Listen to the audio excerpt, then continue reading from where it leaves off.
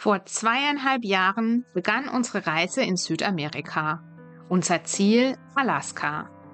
Doch jetzt in Mexiko, kurz vor den USA, steht alles auf der Kippe. Und wir haben nur noch eine letzte Chance. Nach 2 gescheiterten Einreiseversuchen ohne Esther in die USA bleibt uns nur noch eine Hoffnung: der Flug zurück nach Deutschland, um dort ein US-Visum zu bekommen. Unseren Van müssen wir in Mexiko zurücklassen. Für uns heißt Koffer packen und jetzt hängt alles von dem Visa-Run und seinem Ergebnis ab. Wenn wir das US-Visum nicht bekommen sollten, dann war's das mit Alaska. Jetzt gibt's kein Zurück mehr. Was, wenn wir scheitern? Wird unser Traum von der Panamericana in Alaska enden oder doch hier in Mexiko? Bleibt dran!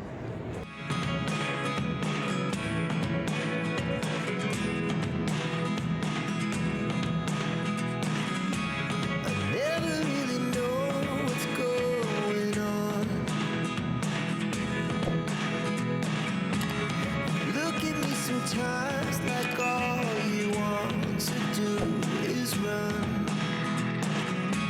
Hear me out, hear me out. If all the things you never show. Die 12 Stunden Flug haben wir gut rumgebracht. Wir sind mittlerweile gut am Flughafen in Frankfurt angekommen.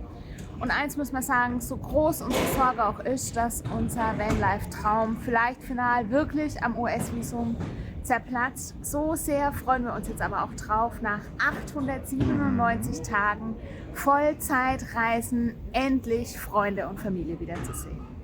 Ja, und eine Brezel zu essen. Und die Brezel und noch so vieles mehr zu essen. Genau. Ja, wir lassen uns erstmal abholen hier. Bis gleich.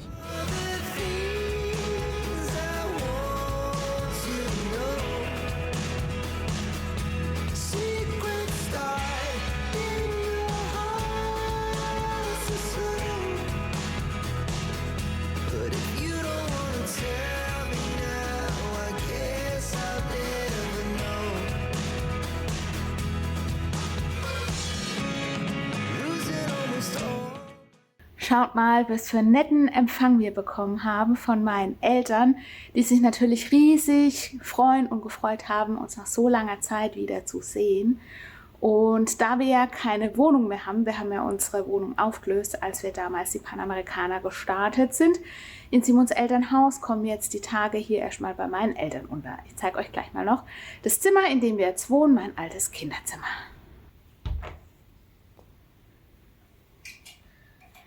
So sieht mein altes Kinderzimmer oder Jugendzimmer aus. Ich quartiere uns hier schon mal ein, Handylade vorbereite und so weiter. Und da haben wir 2 Bette gerichtet gekriegt.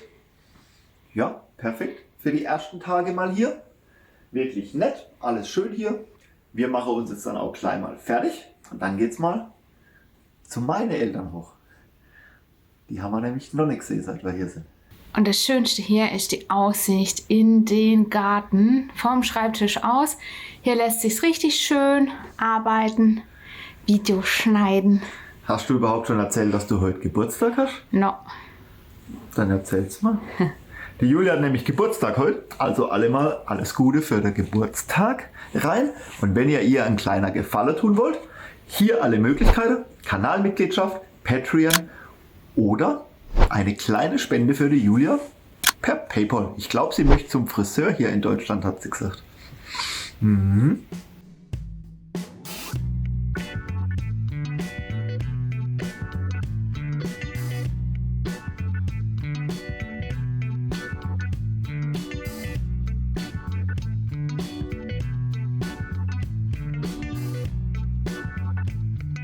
Im Haus von Simons Eltern angekommen, nachdem wir gestern schön meinen Geburtstag gefeiert haben. Das war wirklich das allertollste Geschenk nach fast 900 Tagen Abwesenheit, die Familie und die Geschwister mal wieder am Tisch zu haben. Und hier haben wir früher gewohnt, in Simons Elternhaus im 2. Stock. Das war unsere Wohnungstür. Die Wohnung ist aber mittlerweile vermietet, 100 Quadratmeter mit Balkon. Wir haben nur noch in Simons alten Kinderzimmer unseren Kram unterbestellt, unsere letzten Möbel. Und hier müssen wir jetzt erstmal die Tage aufräumen, Platz schaffen und mal in den Kleiderschrank gucken, was sich da noch für Schätze drin verbergen.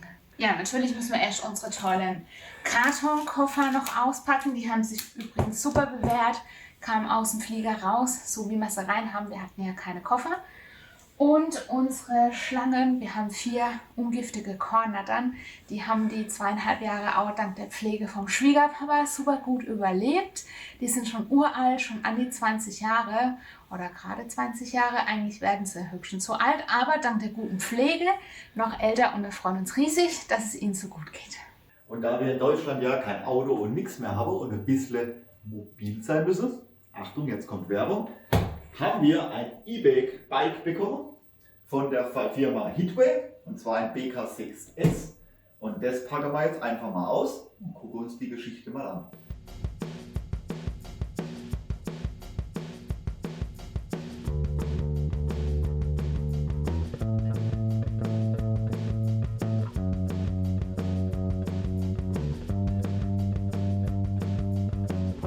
Das Fahrrad ist schon komplett zusammengebaut, das ging mega gut und ganz schnell.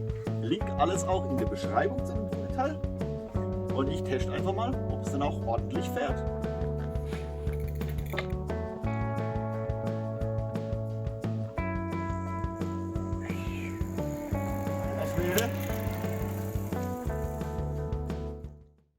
Zwei Tage war jetzt Funkstille.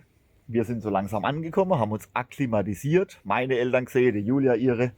Die beste Freunde haben wir schon getroffen. Richtig schön. War super. Unser Dorf hat sich nicht so richtig verändert, was wir jetzt schon gesehen haben. Nee. Immer noch das kleine Dorf, wie es war. Das ist schön. Und jetzt wollen wir mal euch zeigen einfach, wie schön wir hier eigentlich wohnen. Dahinter haben wir ja das Elternhaus von meinen Eltern.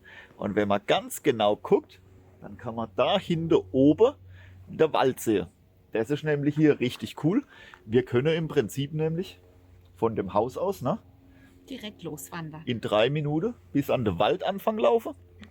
Und ganz toll ist, wenn es richtig kalt ist, haben wir jetzt gerade nicht, und so ein bisschen schneit auf der Höhe, dann gibt es Tage, da können wir von hier, wo kein Schnee liegt, im Prinzip bis in den tiefen Schnee tatsächlich in einer Dreiviertelstunde oder so laufen.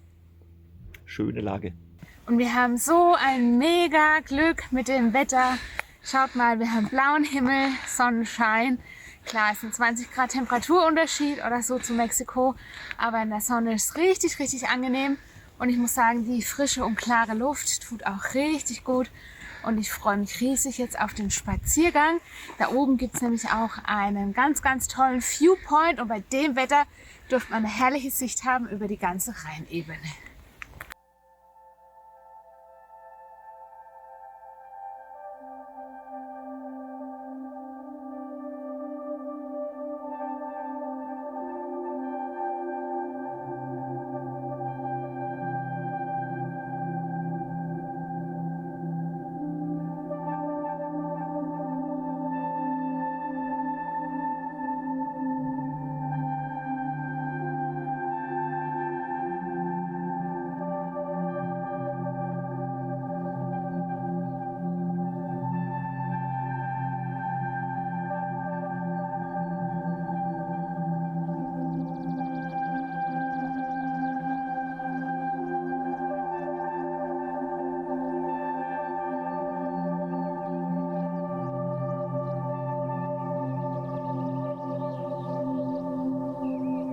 Da vorne sieht man auch schon die Hütte vom Aussichtspunkt. Der heißt Mal Schauen, weil unser Ort ja Malsch heißt. Und tatsächlich habe ich es irgendwie weiter und länger in Erinnerung gehabt. Das war jetzt eigentlich ein Katzensprung von unserer Haustür aus. Und ich muss sagen, es fällt mir heute auch viel leichter. Ich komme gar nicht so aus der Puste den steilen Berg hoch wie sonst. Ich glaube, es liegt daran, dass wir jetzt so viele Monate in den Höhen der Sierra Madre in Mexiko waren. Auf 2000 Metern und jetzt sind wir auf, ich weiß nicht, 300 Höhenmeter oder so. Und ich glaube, das macht echt was aus. Jetzt weiß ich auch, warum die Sportler immer Höhentraining machen. Dann kommt man nämlich nicht so aus der Puste. Und jetzt checken wir mal die Aussicht, ob wir heute wirklich so eine gute Sicht haben, wie wir denken, oder ob es doch ein bisschen diesig ist. Ums Jahr 2000 rum hat hier ein ganz starker Sturm, der Lothar, gewütet. Und der hat hier die ganzen Bäume abrasiert. Und seither ist dann hier der Aussichtspunkt entstanden und man kann wunderbar darunter in die Rheinebene bis nach Karlsruhe oder Rastatt rüber schauen. Ganz da hinten, das Türkisblaue, ist ein riesiger Baggersee. Leider wird er immer noch gebaggert, also Sand und Kies aufgehoben für Baustellen. Deswegen darf man nicht baden, aber er hat eine herrlich türkise Farbe und man kann auch die Raffinerien vom Rheinhafen in Karlsruhe ganz gut sehen zumindest und so ein bisschen die Dörfer.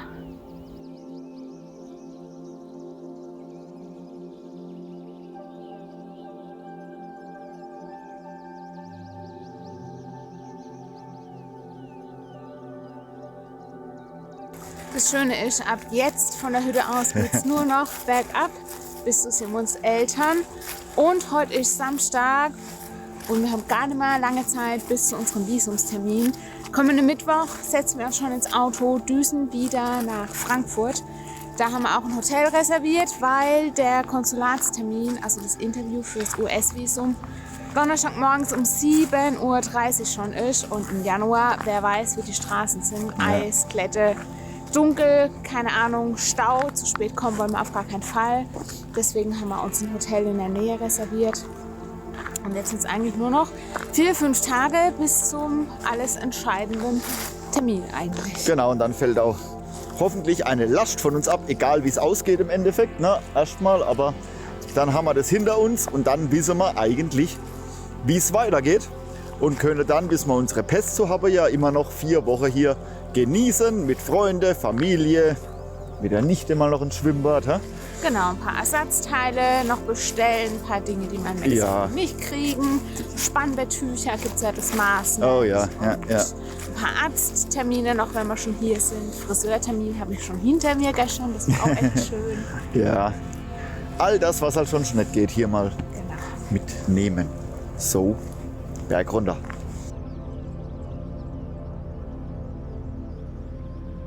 Nach dem Blick von oben auf unseren Heimatort Marsch nehmen wir euch jetzt noch mit auf einen kurzen Spaziergang durch den malerischen Ort.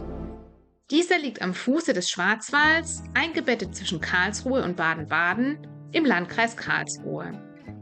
Mit knapp 10.000 Einwohnern hat Marsch die perfekte Größe, um alle Vorteile eines lebendigen Orts mit der Ruhe einer Kleinstadt zu vereinen. Früher war Marsch geprägt von zahlreichen Fachwerkhäusern. Heute sind nur noch wenige dieser historischen Bauwerke erhalten.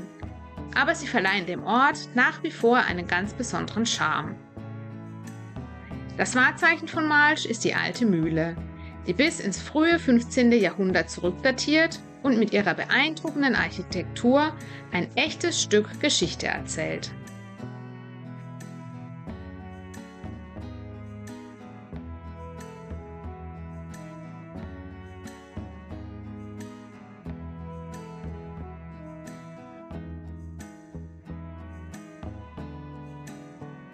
In den vergangenen Jahren wurde der Ortskern umfangreich saniert und verschönert. Besonders ins Auge fällt das Denkmal am alten Waghäusel, das mit einem Bauern und Schwein an die landwirtschaftliche Vergangenheit des Orts erinnert.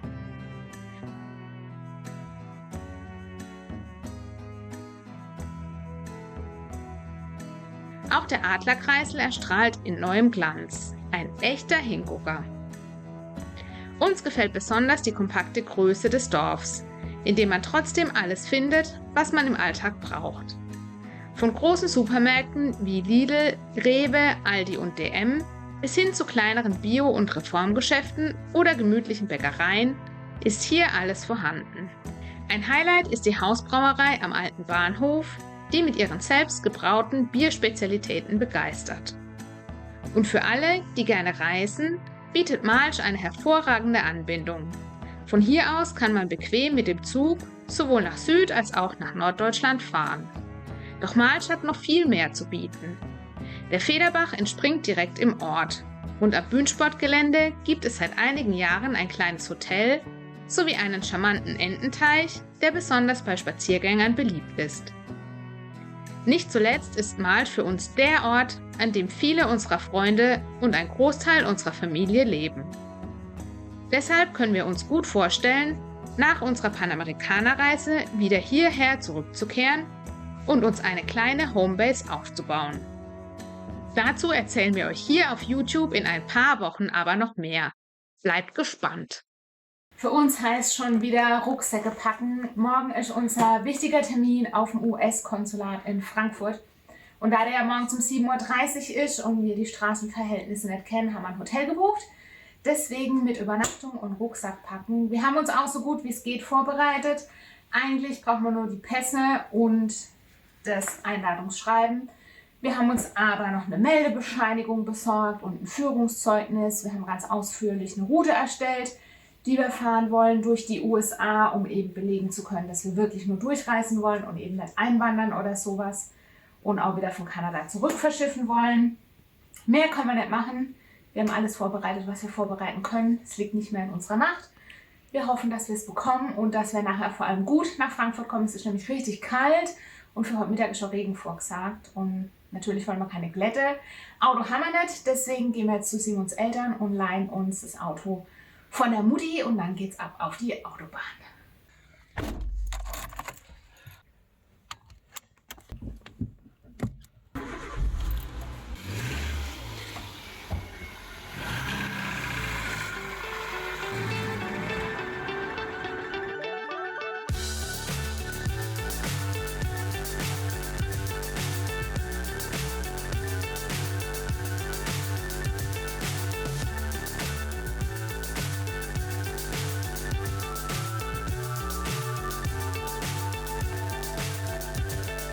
Fly so high, I'm hypnotized. What's up is down, what's left is right. Chasing stars and holding you. Wir sind angekommen. Die Fahrt war völlig staufrei. Das ist unser Hotelzimmer für die eine Nacht. Morgen früh sind wir dran. Wir übernachten hier, weil wir haben 7:30 Uhr Termin. Ja, mal gucken, ob wir schlafen können. Wir sind wirklich aufgeregt. Und ja, auf das Ergebnis. Es hängt halt komplett alles davon ab, wie es in Zukunft weitergeht mit unserer Reise. Dahin, bis morgen früh. Guten Morgen. Der Tag, auf den wir seit 4 Monaten warten, ist da. Ich habe so ein schlechtes Gefühl, ich kann es euch gar nicht sagen. Ich habe so Angst, dass in ein paar Minuten das Ende unseres Panamerikaner-Traums besiegelt wird. Ich habe auch richtig schlecht geschlafen und mein Gefühl ist einfach mega schlecht. Und noch dazu weint der Himmel an Tag 9, an dem wir da sind, zum ersten Mal Regen. Wir haben keinen Schirm, wir müssen mindestens 10 Minuten zur Botschaft laufen. Man darf auch, wenn dann, nur so Klappschirme mitnehmen. Haben wir nicht. Ja. Es ist, wie es ist. Auf jeden Fall wissen wir jetzt dann bald mehr. Handy darf man natürlich keins mitnehmen, man darf gar nichts mitnehmen. Ne? Nur irgendwie 10 Euro in der Hosentasche. Nicht einmal ein großer Schirm im Auto wäre nämlich einer. Ja, wir machen uns los. Wir finden es raus, wie es weitergeht.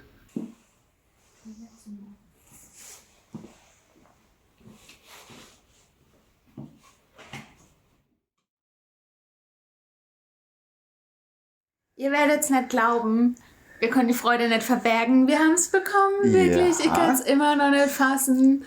Status approved. Ich glaube es wirklich erst, wenn wir die Pässe mit dem Visum drin zurück haben. Das dauert jetzt so ungefähr eine Woche. Aber in jedem Fall, die Reise kann weitergehen. Ja, aber völlig stressfrei. Ne? Oh. Ja, Wir haben uns angestellt, dann ein bisschen warten müssen. Irgendwas ging mit der Türe nicht. Sind wir noch ein bisschen vor der Tür gestanden, haben gewartet. Aber als es dann reinging, schnell an der einen Schalter, registriere nochmal, ne? Und dann direkt an der andere ein paar Fragen, warum damals die Einreise so komisch und ja, wo soll es hingehen, warum, was macht ihr da überhaupt? Aber keine Ahnung, zwischen 5 und 10 Minuten, oder? also als wir drin waren, dann ging es wirklich schnell und dann kam auch gleich die Info approved. Die behalten jetzt die Pässe und wir bekommen die dann nach Haus geliefert und dann kann es zurückgehen nach Mexiko und durch die USA und Kanada nach Ja. Alaska. Erstmal wieder 3000 Kilometer bis zur Grenze. Müssen wir machen. Ja, genau. Mega gut jedenfalls, hat jetzt hier top geklappt. Wir packen zusammen, machen uns auf den Heimweg, verlassen unser Hotelzimmer und sehen uns dann zu Hause wieder. Die Fahrt zurück nach Malsch gibt uns Zeit, alles sacken zu lassen. Aber ehrlich gesagt können wir es noch gar nicht richtig glauben. Unser US-Visum wurde tatsächlich genehmigt. Dennoch bleibt eine kleine Unsicherheit, denn bis die Pässe samt Visa in unseren Händen sind, wird noch rund eine Woche vergehen. Und ja, die Spannung ist nach wie vor fast unerträglich. Aber eins ist klar, unser Vanlife-Traum kann endlich weitergehen. Und wir können es kaum erwarten, mit euch zusammen in dieses neue Kapitel zu starten. Natürlich halten wir euch auf dem Laufenden, wie es weitergeht. Doch bevor wir wieder auf große Reise gehen, erwartet euch nächste Woche etwas ganz Besonderes. Nach der faszinierenden Roomtour von Barbara und Uli, die in ihrem Wohnmobil unglaubliche 25 Jahre um die Welt gereist sind, zeigen wir euch eine brandneue Roomtour von unserem selbst ausgebauten Renault Master. Seit 2,5 Jahren reisen, leben und arbeiten wir auf nur 6 Quadratmetern und wir freuen uns drauf, euch einen ganz persönlichen Einblick in unser Leben zu geben. Vielleicht können wir euch ja für eure eigenen Vanlife-Träume inspirieren oder euch beim Ausbau eurer mobilen Abenteuerbasis helfen. Zum Schluss möchten wir uns noch ganz herzlich bei euch allen bedanken. Für euer Mitfiebern, für die vielen lieben Nachrichten und Nachfragen, die uns in den letzten Tagen erreicht haben. Ihr seid einfach großartig. Schaltet also nächste Woche wieder ein, wenn wir euch zeigen, wie wir auf kleinstem Raum unseren großen Traum leben. Wir freuen uns auf euch. Bis dahin, habt eine gute Zeit.